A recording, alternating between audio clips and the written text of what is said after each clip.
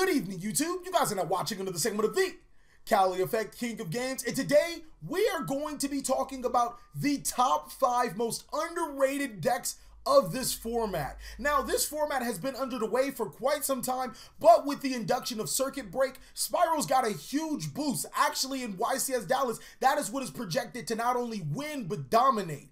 This video is going to be telling you guys about the other underrated cards in the Circuit Break set and our other releases that we've had just as recent. I feel like these strategies could possibly upset the Spyral strategy, but even more importantly, these concepts are pretty good, and ultimately, if it doesn't show up YCS Dallas, I am 100% sure it will show at some point down the road during this format. Before we can start talking about these decks, I want you guys to do something for your boy, man. You got to. First, you got to subscribe to this channel. But more importantly, you can write Geki the notification bell because we just too strong over here.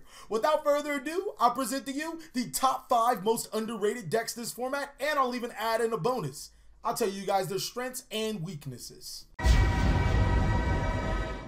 Coming in at number 5 is the deck that I have been touting as competitive since the induction of a reprint of Apprentice Illusion Magician.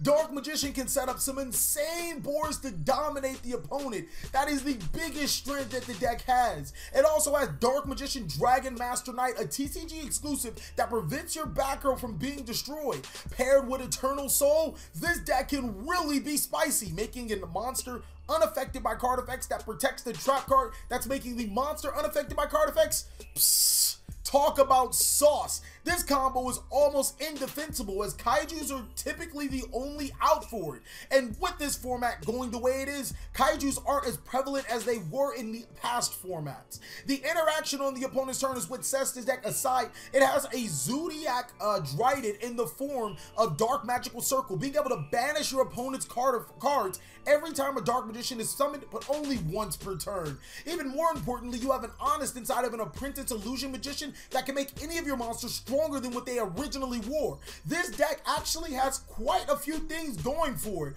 but its weakness is that it requires a bit of setup. The Dark Magician strategy requires you to have some way to summon Dark Magician, the Dark Magical Circle, as well as the Dark Magician cards typically in your hand or graveyard. Without Dragon Master Knight, the deck is pretty indefensible to cards like Twin Twisters to destroy your back row, preventing you from getting set up. And it's not really ideal going second to an already established board, but with all that said, I still think that Dark Magician is a very good deck and possibly a sleeper deck in this format. I'm going to go ahead and give it maybe a local, regional level that it will probably top consistently.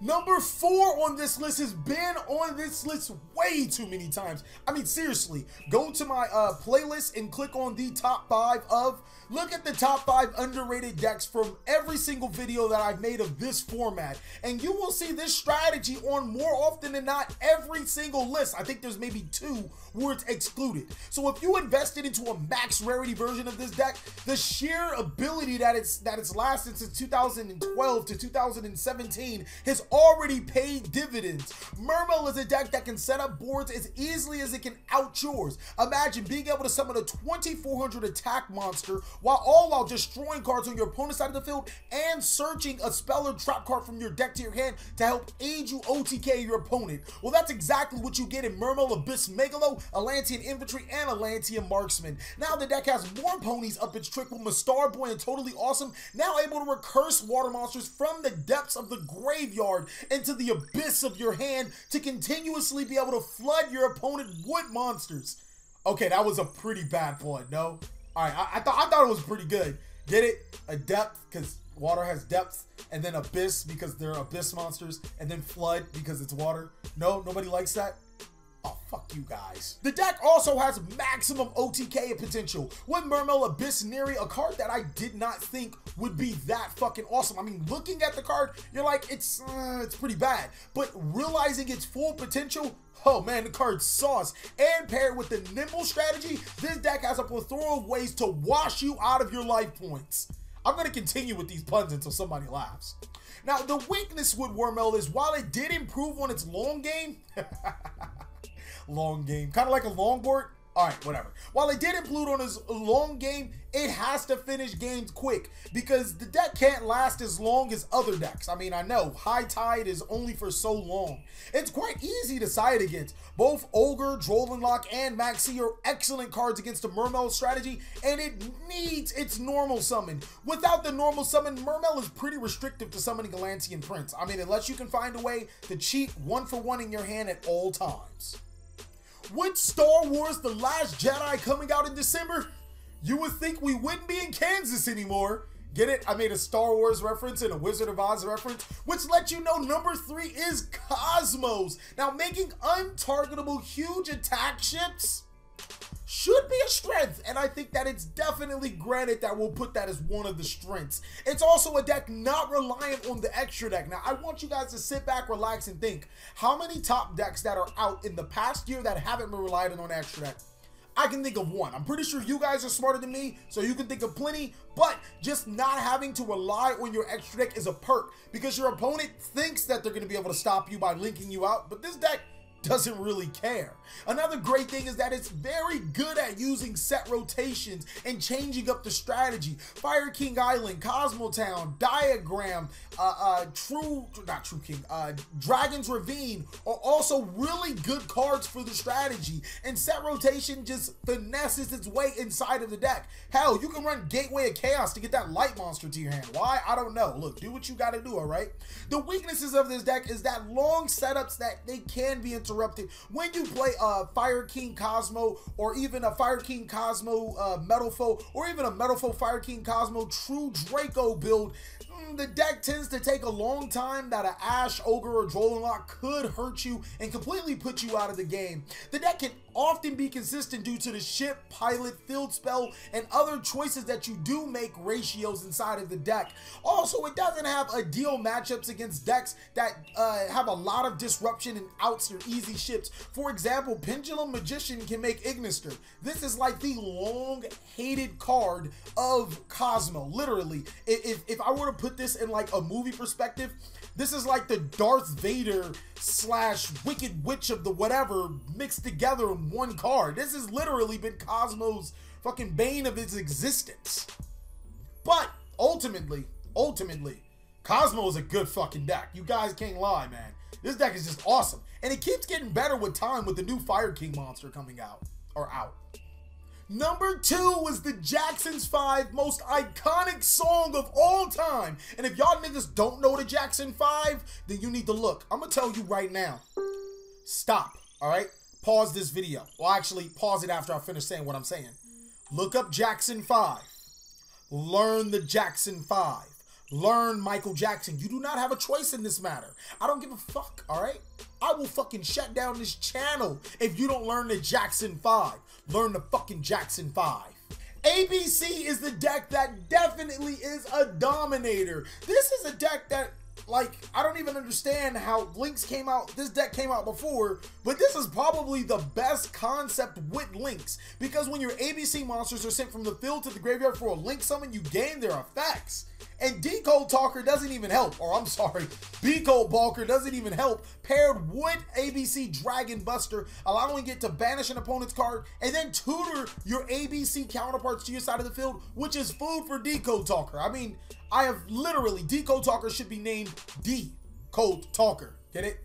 ABC Decode Talker.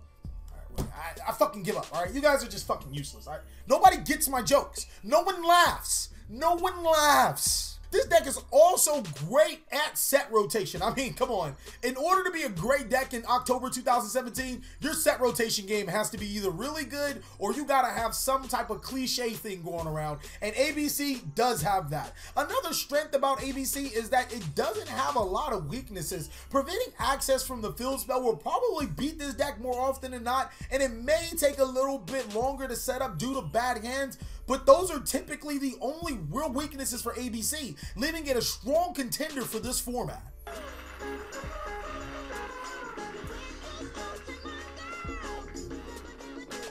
I don't think I can play anymore because I'll get copyright. Number 1 on this list. I mean, seriously, all right. You guys are I'm gonna hit you with that. I'm gonna tell you its life story, okay? Once upon a time, there was a tree of life, all right? And this tree held life to life until one day a group of indigenous monsters attacked this tree of life. Out of the tree of life, a defense mechanism activated, triggering these spaceship-like monsters to attack or defend the tree of life. These monsters were once destroyed and captured by the attackers and released another monster out of their spaceship-like pods. If you guys don't know anything about the dual terminal stories, it's a very, very, very fun story to look at. And I think I just dropped some insight on it. We are talking about Infernoids. Now, Infernoids bring a breath of life into themselves with the new Fire King avatar, Avatar, I want to say Avatar, and can now be more powerful than ever. The reason why I say this is because Fire King Avatar Avatar allows you to destroy a fire monster, which Infernoids don't give a shit about, from your hand to negate the activation of an effect monster and destroy it. Not only does Infernoid not care about its normal summon, you are giving it a way to stop Ash Blossom from stopping cards like in, well, actually, I don't think it's Infernoid Imagination, because they fuse, right? If it sends, then it stops it. But it does stop the trap card, and Void Feast is a pretty good card to get off. I'm just putting that out there. Also, another thing about Infernoids is that they're DD Crow monsters. Think about every great deck right now. Go ahead, think about it, think about it. Even think about the decks that I mentioned. These are DD Crow, walking DD Crow monsters that have also additional effects to get over opponent situations. This card summons huge monsters for almost no cost. I mean, seriously, if giving up monsters in your graveyard is what you consider a cost, I want to know what you consider as payment. Seriously. And Infernoid Tiara can completely ruin boards with Elder Entity Intis as well as Psyframe Lord Omega. Now, the only weaknesses to this deck is consistency, but with Burial from the Different Dimension at 2 and Charge of the Light Brigade at 3, I'm pretty sure you guys can find a supplement for the Grass is Greener at 1 in your 60 card deck or 40 card variant of white like. And the only other problem is that this deck is only genuinely relevant as long as there are small, lower level, weaker monster type decks that are reliant on graveyard. Cough, cough, Spyral. But without further ado, I really hope you guys enjoyed this list. If this video gets to enough likes, we will be doing deck profiles on every single one. Well, actually, not every single one because 3 of them are already done. But I know you guys really want to see that Infernoid list. I hyped that one up good. I put some sauce on there, my nigga. You know I did that, my nigga. Ain't nothing but a G-Thing. I got you, bro. If you guys would like to support this miraculous channel, then you can join the Patreon gang. Those are people who are exclusive members. I'm telling you, those my niggas, they hot as fuck. The next thing you guys can do is sell me fucking Yu-Gi-Oh cards. Please like, comment, subscribe, but most of all, enjoy.